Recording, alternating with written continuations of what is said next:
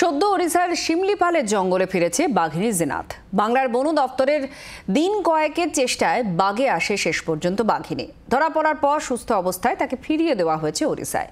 এরই মধ্যে ফের পুরুলিয়ায় আরও এক বাঘের আতঙ্ক ছড়িয়েছে, যা আপনারা দেখলেন। আর এই আবহে ওড়িশা সরকারের ভূমিকায় অসন্তোষ প্রকাশ করেছেন মুখ্যমন্ত্রী মমতা বন্দ্যোপাধ্যায়। সবে কেটেছে জিনাত আতঙ্ক। দিন কয়েক আগে ওড়িশার শিমলিপালে ফেরত পাঠানো হয়েছে বাঘিনীকে। এরই মধ্যে পড়শি রাজ্য থেকে ফের বাঘ ঢুকেছে বাংলায়। পুরুলিয়া সীমান্তে চান্ডিলের বনে একটি রয়্যাল বেঙ্গল টাইগারের গতিবিধি নজরে এসেছে বনকর্মীদের। ঝাড়খণ্ড বন বিভাগের অনুমান বাঘ এসেছে পালামৌ থেকে। এই আবহে ওড়িশা সরকারের ভূমিকায় অসন্তোষ প্রকাশ করলেন মুখ্যমন্ত্রী মমতা বন্দ্যোপাধ্যায়। আবার যে বাঘ এসছে, আমি উড়িষ্যা গভর্নমেন্টকে বলবো সিএসের থ্রুতে যে উড়িষ্যা গভর্নমেন্টকে বলো রেস্কিউ অপারেশন করে নিয়ে যেতে। কারণ আমাদের লোকেরা 5 দিন ধরে 5 রাত না ঘুমিয়ে 5টা জেলা বন্ধ রেখে মানুষ ঘর থেকে বেরোতে পারেনি, বাচ্চাদের স্কুল বন্ধ।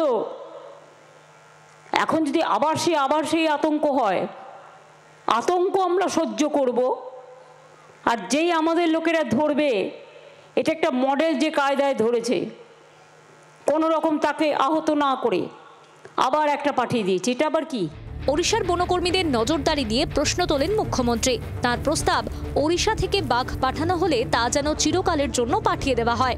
পাঠালে চিরকালের জন্য পাঠাক, আমরা রেখে দিচ্ছি। তোমাদের জায়গা না থাকলে আমাদের টাইগার রিসোর্ট সেন্টার আছে, রেস্কিউ সেন্টার আছে, আমাদের ডিপ ফরেস্ট আছে, আমরা রেখে দিচ্ছি।